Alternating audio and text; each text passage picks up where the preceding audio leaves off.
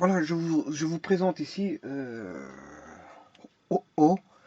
Je ne vois pas très bien ce qu'il est indiqué. Voilà. Ketalkawa. Ketalkawa. Avec un très beau dessin aussi. Hein, on peut voir un très beau dessin euh, sur les côtés. Ce sont, on va dire, une espèce de galerie. Une galerie triade. Euh,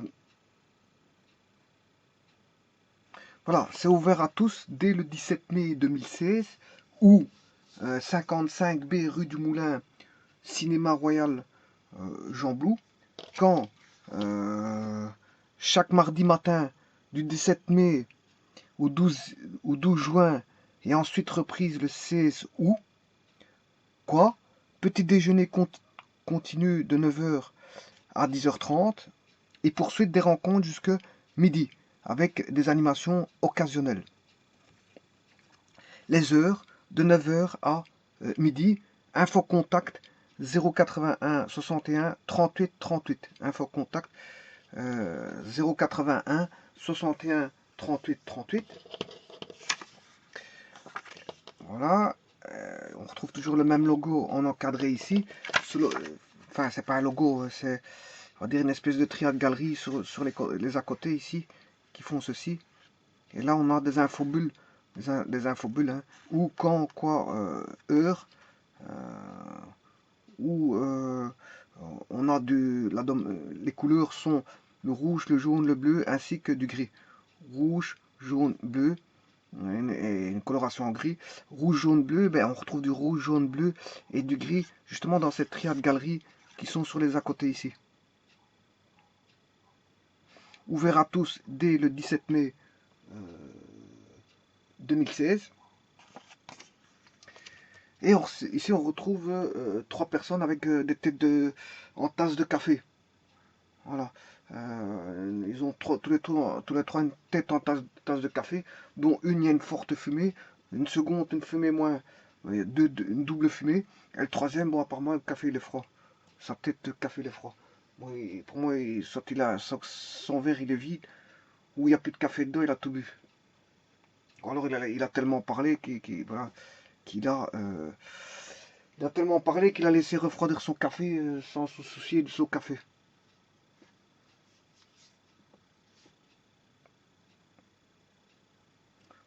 Donc ça se dit en gris O Ketalkawa. Ketalkawa. Donc gris, bleu, rouge. On retrouve le jaune, la couleur dominante, voilà, de ceci. Et alors bon, ici on voit 3 personnes qui ont des liens de main à main et qui forment une table ronde. Et qui, si on aperçoit bien, on observe bien le dessin, mais les deux cafés ici forment euh, 2 yeux, et là on a un nez avec une bouche. Hein. Un nez avec une bouche, voilà. Alors, on peut apercevoir, si vous regardez bien, l'interprétation que fait rejaillir euh, ce dessin. Donc, c'est la maison Croix-Rouge, le SM, le Resto du Cœur de Jamblou, le ressort, le centre culturel La Ville de Jamblou vous invite à découvrir Talcawa. Donc, c'est bien, on va dire, une rencontre sociale. L'espace de rencontre, d'échange citoyen pour tous au départ d'un petit déjeuner convivial et gratuit.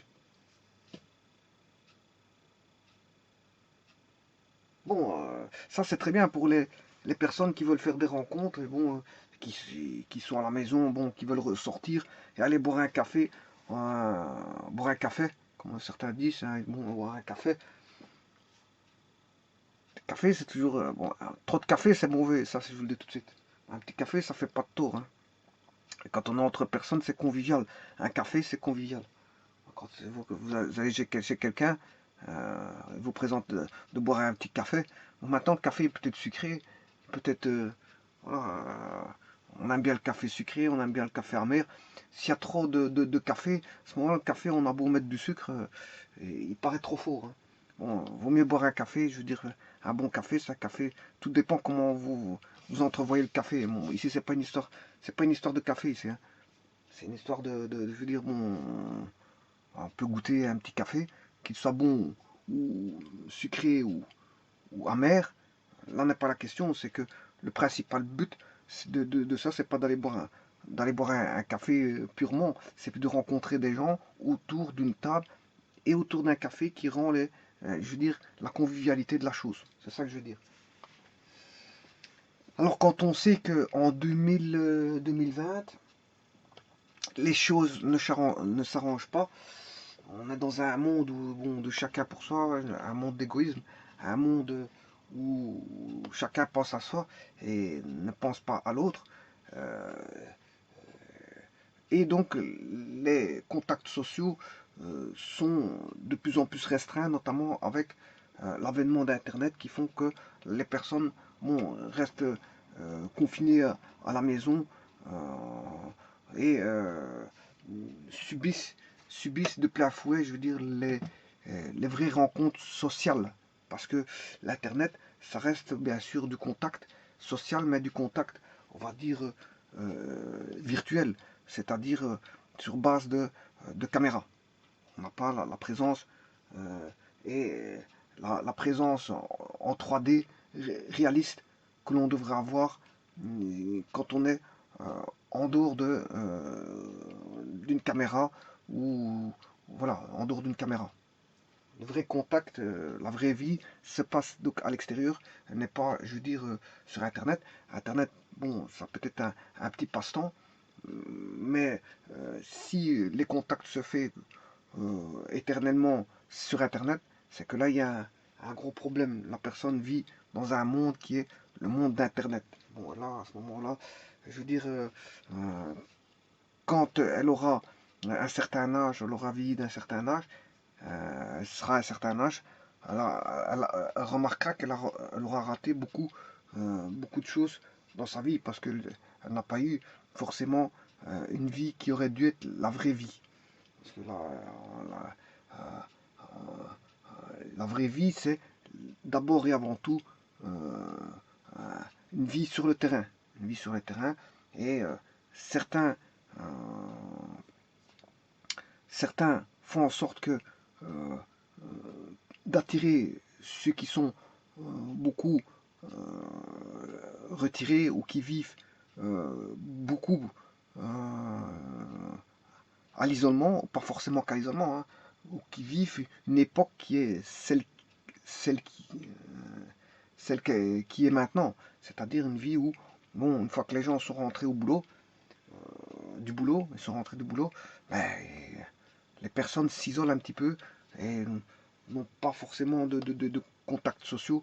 Mais le temps passant, mais ces contacts sociaux, ils retrouveront de nouveaux contacts sociaux au futur, mais ce passé, ils peuvent mettre une croix sur le passé, parce que le passé, on ne sait plus y revenir. Si vous n'avez pas su faire des contacts sociaux dans, dans le passé, hein, je veux dire, ce passé-là, vous pouvez mettre une croix, on ne sait pas y retourner. Voilà, donc, certes, vous pourrez faire des contacts sociaux dans le futur, mais ils ne seront pas les mêmes que ceux du passé.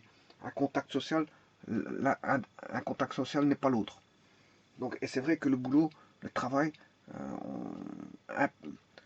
font rentrer les gens dans un système où, effectivement, le travail, c'est le travail. On a des contacts sociaux au travail, effectivement, mais ils ne sont pas de même abord que les contacts sociaux de loisirs ou de rencontres. Pourquoi? Parce que le travail, bon, c'est un contrat d'abord et avant tout à respecter et il y a des règles du jeu au niveau du travail et s'il y a une hiérarchie, ben, il y a le stress lié au, au rendement demandé par la hiérarchie. Voilà, donc il y a un certain stress. Au boulot, au travail, on peut se faire crier dessus. On peut se faire montrer du doigt parce qu'on a mal fait quelque chose. On peut, voilà, le travail, c'est, je veux dire, pas forcément quelque chose qu'on prend tous les jours à cœur, parce qu'il y a des choses désagréables qui arrivent quotidiennement, contrairement aux rencontres sociales. Bon, une rencontre sociale, c'est de style convivial. Bon, et justement, on essaie d'enlever tout ce qui est élément de stress, tout ce qui est élément de perturbateur, et justement rendre la chose la plus, la plus gaie possible. La plus gaie possible. Et de cette manière-là, ben, c'est pour ça qu'ici, elle se fait autour d'un café. C'est pour justement casser les, on va dire casser on va dire les arcanes, les arcanes, les arcanes d'une d'une vie qui est, on va dire,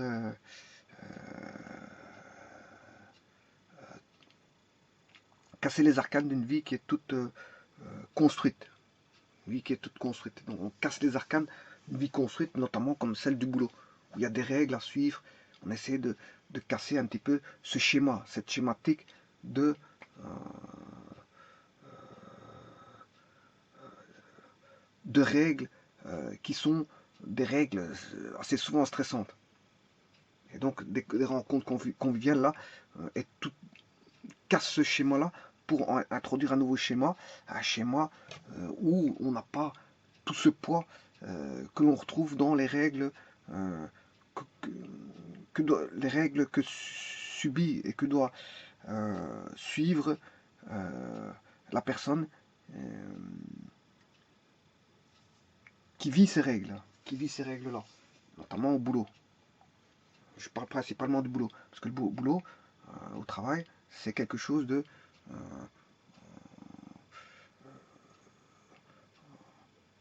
c'est un lien avec un contrat. Il y a un contrat de travail. Et ne tenter de vouloir respecter le contrat de travail, c'est toujours difficile, parce qu'il y a toujours des éléments qui font en sorte qu'on vous demande toujours plus. Et quand on vous demande toujours plus, à un moment donné, on est, on va dire, acculé face à une demande forte de la part de la hiérarchie, qui fait que, bon, au niveau des règles, les règles commencent à vaciller. Les règles commencent à vaciller. Et donc, parfois, on peut être en dehors de certaines règles, parce que, où on est mis à mal vis-à-vis de certaines règles, parce que les règles qui sont demandées, parfois, sont trop lourdes. Trop lourdes. Et alors, bon, la personne peut stresser, peut se rendre malade, voilà. Et donc, ça peut-être, parfois, le travail peut avoir une connotation négative dans le sens où on en demande de trop. On en demande de trop à la personne. Et, et voilà. Par contre, des rencontres conviviales, c'est tout le contraire. C'est tout le contraire. Il n'y a pas cette lourdeur, euh, qui est demandée à l'individu. On a une vraie liberté de l'individu qui est là. On demande que la personne soit le plus euh, relax, le plus relâché, le plus euh, relâché, afin justement de casser ces arcanes de règles toutes faites que la personne doit subir et suivre quand il travaille. Donc il n'y a plus tous ces liens, cette structure-là cette structure de demande, là il n'y a rien de tout ça. Donc la personne se sent plus légère. Elle est même, on essaie de la rendre plus légère, dans le sens où, une fois qu'elle est légère, ben, elle se sent bien. Si elle se sent bien, ben, elle peut commencer à établir des liens sociaux, et c'est tout ce qui est demandé ici. On rend la chose conviviale pour justement casser des barrières et que les personnes, je veux dire, rentrent en contact, et ça permet un certain lien social. Mais je peux vous dire que c'est pas toutes les communes de Belgique qui se soucient, je veux dire, des personnes qui n'ont pas de contacts sociaux. Voilà. Et, et maintenant, c'est pas forcément pour ceux qui n'ont pas de contacts sociaux, c'est pour aussi des personnes qui essaient d'avoir des contacts sociaux mais qui ne savent pas en avoir. Il y a diverses, on peut créer diverses catégories et se dire, bon, qui peut venir là-bas? Tout le monde, c'est ouvert à tout le monde. C'est ouvert à tout le monde. Ou c'est bien les personnes qui sont isolées, des personnes qui veulent rencontrer mais qui ne savent pas rencontrer des personnes bon, qui, à cause du travail, n'ont pas de lien social sur les à côté. Voilà, on peut tout entrevoir. On peut, on peut entrevoir une ouverture. euh, voilà, on peut catégoriser tout un ensemble de personnes, dire que, qui peuvent venir là-bas, mais c'est ouvert à tout le monde. Maintenant, on comprend que ceux qui ont d'énormes ouvertures sociales, ben, ils peuvent aussi venir là-bas, mais bon, généralement, ceux qui ont beaucoup d'ouverture sociale, à ce moment-là, une nouvelle ouverture sociale va être ressentie comme une lourdeur aussi. Quelqu'un qui a trop de contact social à un moment donné, bon, parce que ça se passe dans les deux sens. Hein. Quelqu'un qui est isolé veut rencontrer des gens, mais quelqu'un qui rencontre trop de gens, à un moment donné, il veut s'isoler. Donc en fait, et parfois, il y a des gens qui sont des yo-yo. Ils jouent yo-yo. C'est-à-dire, bon, yo-yo, c'est un jeu qui faisait des hauts et des bas. C'est-à-dire qu'il y a des gens qui sont à l'isolement, ils rencontrent des gens, puis ils veulent se retrouver à l'isolement, puis ils rencontrent des gens, puis ils sont, voilà, ils jouent comme ça. Euh, voilà. Alors on peut voir ça comment? On peut le voir tout de suite. Mais vous voyez des personnes, je veux dire, qui sortent, puis qui reviennent tout de suite à la maison, puis qui ressortent, puis qui reviennent tout de suite. Mais ils ne savent pas quoi. Ils ne savent pas quoi, voilà, ils ne savent pas quoi. Euh, une fois ils sont bien à l'extérieur, une fois ils sont bien à l'intérieur, chez eux. Une fois ils sont bien à l'extérieur, une fois. Bon, ils jouent entre eux, voilà, l'isolement et la rencontre extérieure. Bon, soit dit en passant, maintenant, entre parenthèses, beaucoup de gens sortent pour faire des rencontres, mais ne rencontrent personne. Hein. Voilà, bon, et ça arrive souvent parce que, bon, normalement, le théâtre, les anciens théâtres et les anciens cinémas,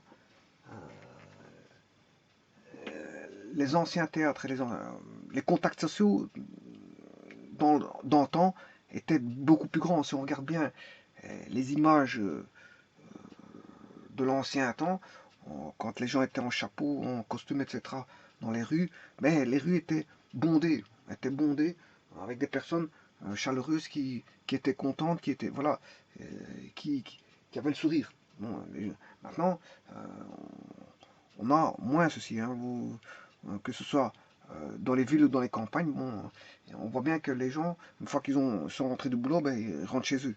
Il n'y a plus une certaine vie comme il y avait d'antan, ça c'est sûr et certain. Quoique dans les grandes villes, il y a des passages, oui, il y a beaucoup de passages.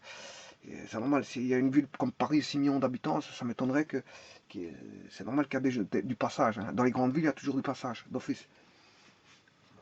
Mais je veux dire par là que la vie d'antan n'était pas celle de maintenant. C'est-à-dire que dans le temps, il y avait des cinémas, des cafés-théâtres, que quand les scènes de théâtre où le cinéma était terminé, les gens sortaient, enfin, ils sortaient de la salle du cinéma ou de théâtre pour, euh, pour aller discuter entre eux dans une espèce de buvette ou de cafétéria. Voilà, il y avait des liens sociaux qui naissaient à ce moment-là. Par contre, maintenant, avec les cinémas industriels, et bon, on retrouve ça dans les cinémas industriels, mais les gens viennent en famille. Parfois, il y a des gens qui viennent faire des rencontres, mais en fait, quand ils ont regardé leur film, ils sortent, ils ont rencontré personne. Parce que c'est un mécanisme qui est comme ceci. Hein. Les gens rentrent, ils payent leur cinéma et ils sortent. Voilà, il n'y a rien qui se passe à l'extérieur. Il n'y a rien qui se passe, il n'y a pas de contact social. Je veux dire, dans les cinémas industriels, les gens rentrent et ils sortent. Ils regardent leur film et puis ils sortent. Voilà, et donc, on va dire, le petit cinéma de quartier qui existait d'antan, bon, bien sûr que j'ai pas connu, hein. J'ai pas connu tous ces cinémas de quartier. Fatalement, ces cinémas de quartier, c'était un de quartier qui faisait vivre, euh, voilà, les communes, les villes, comme on peut retrouver des piscines. On retrouvait auparavant des piscines dans toutes les communes.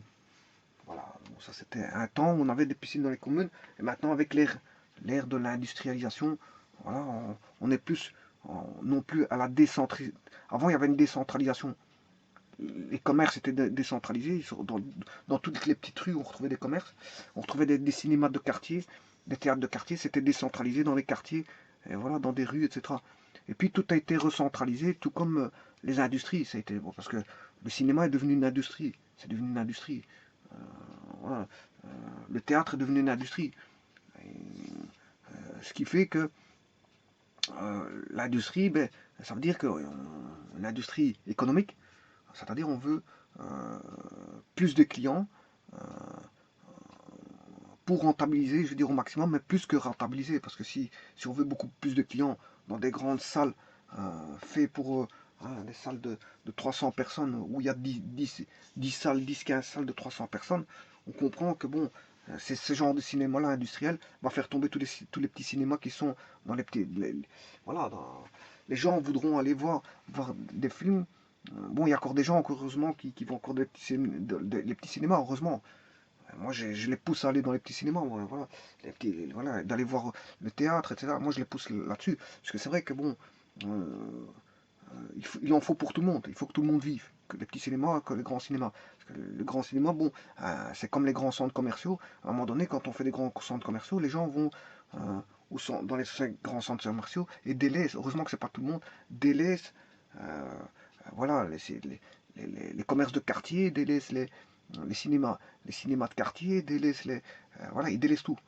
Ce qui fait qu'à un moment donné, bon, euh, on a une perte de clientèle au niveau des commerces et ça peut même faire des fermetures de commerce. Voilà. Parce que les gens aussi ne pensent pas les gens ne pensent pas à faire vivre euh, leur quartier, leur cinéma de quartier, leur boucherie de quartier. Non, ils préfèrent prendre la voiture, comme tout un chacun, prendre l'autoroute et se retrouver dans un grand parking et aller faire du shopping ou là où il y a beaucoup de gens. Alors ils vont voir beaucoup plus de gens. Ils veulent voir des gens. Les gens, quand ils sortent de chez eux, ils veulent voir des gens. Mais c'est vrai que c'est étrange parce que ils veulent voir des gens sans rencontrer des gens. C'est étrange. Ils veulent juste voir du mouvement et des gens. C'est étrange. Faire du shopping, bon, c'est, je veux dire, aller faire peut-être des achats, c'est pas dit, parce que tout le monde n'achète pas quand ils rentrent dans les grands commerces, hein. Il y a des gens, ils vont acheter une petite chose juste pour, je veux dire, faire une petite balade, hein. Peut-être que la chose qu'ils ont achetée n'est pas forcément utile. Elle n'était pas forcément utile. Mais ouais, il y a un désir d'achat une fois qu'ils sont rentrés dans le commerce. Mais en fait, ils voient des gens. Ils voient des gens. Mais en voyant des gens, mais ils ne parlent pas avec ces gens-là. Ils ne rencontrent pas des gens. Alors qu'avant, les théâtres, les gens, quand ils sortaient du théâtre, ils se rencontraient, ils parlaient. Avant, les gens, quand ils allaient au cinéma, ils sortaient du cinéma, ils se rencontraient, ils parlaient. Et ils parlaient du film. Bon, si jamais, comment s'est passé le film, voilà, le film, s'il était bien, s'il n'était pas bien. Voilà, qu'est-ce qui a plu dans le film, qu'est-ce qui n'a pas plu. Bon, la même chose pour le théâtre. Voilà, qu'est-ce qui était bien dans la scène de théâtre, qu'est-ce qui était apprécié, qu'est-ce qui n'était pas bien, voilà, les avantages, enfin, on peut dire le pour, le contre d'une petite histoire. Le pour et le contre de la petite histoire qui s'est déroulée dans le théâtre. On n'est pas d'accord avec tel acteur parce que si, parce que là. Voilà, et ça discute, et puis après ça discute de tout et n'importe quoi. Mais voilà, c'est ça, c'est une rencontre sociale. Et on parle de tout et n'importe quoi. Mais maintenant, je veux dire, bon, la personne prend sa voiture, elle a sa voiture au parking, elle va par l'autoroute, le ring, peu importe. Elle sort de l'autoroute du ring ou peu importe. Elle se met dans le grand parking. Voilà, elle prend un caddie ou elle n'en prend pas. Elle rentre dans le centre commercial. Elle fait ses courses, elle fait ses achats. Bon, elle paye. Hop, elle retourne peut-être faire la même chose un petit peu ailleurs et puis elle retourne à la maison. Bon, ouais, ça, qu'est-ce que c'est. Autant on peut dire que si une personne ne pense qu'à manger et ne pas travailler, autant on peut dire que c'est un tube digestif, hein. C'est un tube digestif. Voilà, parce qu'elle ne pense qu'à manger. Voilà. Mais maintenant, autant une personne désire, euh, enfin, fait ses shopping et ne parle à personne, on peut qualifier de la même chose euh, en termes d'équivalence avec ce que je viens de dire avec le tube digestif, hein. Bon, c'est que là, je sais pas, la personne a un cerveau vide. Parce que l'échange, le cerveau, dans sa morale, il désire aussi l'échange. Elle désire l'échange.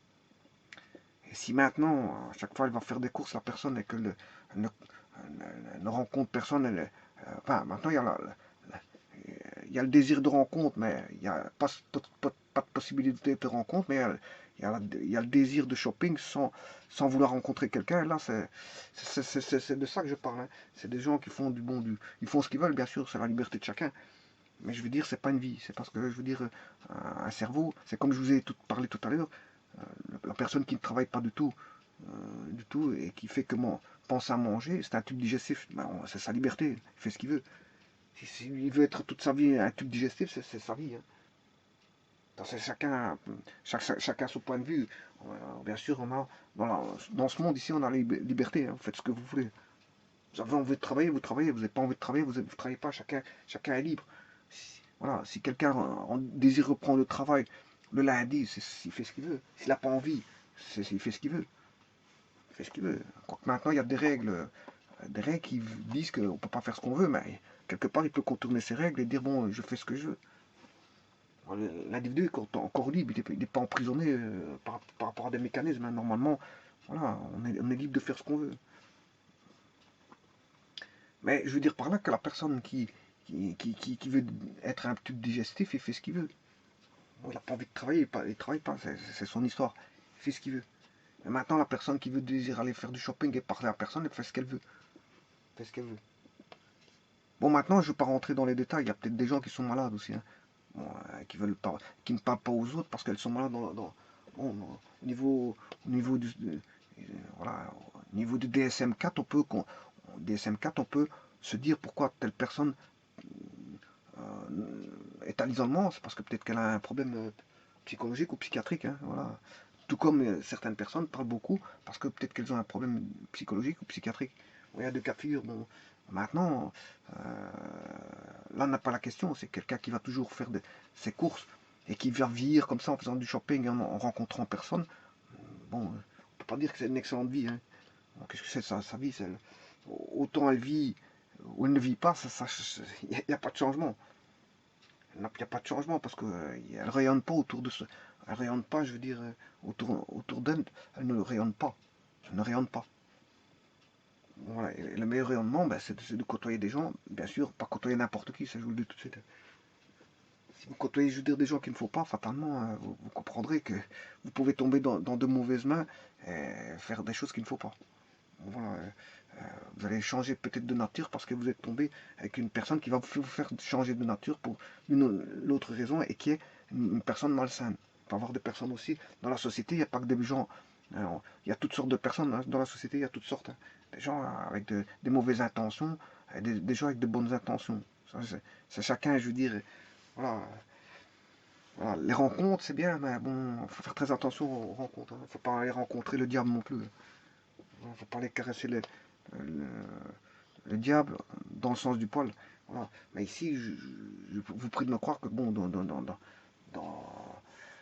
dans ce genre de rencontre ici, bon, j'imagine que les gens n'ont pas de mauvaises intentions. C'est tous des gens qui ont une bonne intention. C'est juste voilà, d'aller à la découverte des autres et de discuter d'un sujet ou l'autre et d'échanger dans la bonne humeur et dans la bonne humeur. Voilà, et donc parfois il y a des désirs de rencontre, euh, parfois il n'y a pas de désir de rencontre. Voilà, mais voilà, vous êtes libre, c'est une certaine liberté, heureusement d'ailleurs. Bon, et là, c'est juste une invitation. C'est une invitation chaleureuse, une invitation tout simplement, tout bonnement, une invitation humaine, humaine, à vocation humaine. C'est une invitation à vocation humaine. D'ailleurs, ici, ils le disent Ok Talkawa. Ok Talkawa. C'est sympathique. Rencontre, hein. Déjà, si vous dites ça, c'est sympathique. C'est pour le bien-être. Donc, bon, vous avez fait du vélo. Vous avez fait du vélo. La veille, vous étiez bien. Vous avez fait du sport la veille, peut-être vous étiez bien. Et quoi de plus en cours d'être en cours de rajouter à ce bien-être du bien-être. Toujours rajouter du bien-être au bien-être. Pour être toujours bien. Et ça c'est un élément encore supplémentaire de bien-être après avoir fait votre sport, par exemple. Voilà. Bien sûr, peut-être que vous avez fait votre sport parce qu'ici c'est de 9 h à midi. ou peut-être que vous ferez votre sport après. Donc vous faites cet échange culturel entre personnes qui désirent un échange comme vous. Donc vous avez la même vocation, le même but en arrivant là. Mais maintenant, le but, c'est la rencontre. Point à la ligne. Il n'y a pas forcément un but d'arrière-pensée derrière. Maintenant, quand on a... Parfois, il y a des buts d'arrière-pensée derrière, mais ça ne change pas grand-chose. Je pense, par exemple, à bon, des buts bien, bien spécifiques. Dans les rencontres, parfois, il y a des buts bien spécifiques. Dans les rencontres, parfois, il y a des buts bien spécifiques. Mais ici, il n'y a aucun but spécifique, si ce n'est qu'à part le motif de rencontre. Voilà. Et d'échanger, de connaître des autres personnes. De voir d'autres personnes, de rencontrer d'autres personnes, d'échanger. Voilà. Voilà. D'ailleurs, il est même marqué ici, espace de rencontre, d'échange citoyen pour tous, au départ d'un petit déjeuner convivial et gratuit, bien sûr. Il ne vous demande pas de soutirer de l'argent. Il ne vous demande pas de soutirer de l'argent, il vous demande juste une petite présence si vous le souhaitez. C'est une invitation. Dans une invitation, on n'est pas toujours inviter une personne. C'est maintenant à la personne invitée d'être libre de ses mouvements. Et bien sûr, heureusement qu'elle est libre de ses mouvements. Donc, invitation, on peut accepter une invitation comme on peut la refuser. Et, voilà. Beaucoup de personnes parfois sont fâchées parce que il y a une personne qui n'est pas venue à l'invitation, mais une invitation, on y accepte, on n'accepte pas. Voilà, il faut accepter cette règle du jeu là. Une des rares règles du jeu, une des rares règles de jeu dans une invitation, c'est qu'il faut laisser libre cours à la personne d'accepter cette invitation. On n'est pas obligé d'accepter l'invitation. Dans quel but, peu importe. Il n'y a pas à savoir les buts. Quand on invite une personne, on n'a pas à savoir les buts. Quelles que soient les fins inavouées de la non-invitation, de la non-acceptation de l'invitation, on n'a pas, je veux dire, à se poser des questions là-dessus. Même s'il y a une personne qui est fâchée vis-à-vis d'une autre et qu'elle n'a pas envie de venir à cette invitation, c'est son problème. Elle ne vient pas, elle ne vient pas. Du moins, il y a une main tendue à une invitation, la personne est libre de venir ou elle ne vient pas. Heureusement qu'il y a une liberté. Dans les invitations, l'invitation exprime, je veux dire, une relation de liberté. On est libre d'accepter ou pas. Voilà. Et peu importe les motifs pour lesquels une personne refuse ou accepte l'invitation. Peu importe les motifs. Parce que l'invitation, je veux dire, elle propose l'invitation. Et bien sûr, c'est aux personnes de disposer de leur acceptation. Et il n'y a pas de motif à rendre compte.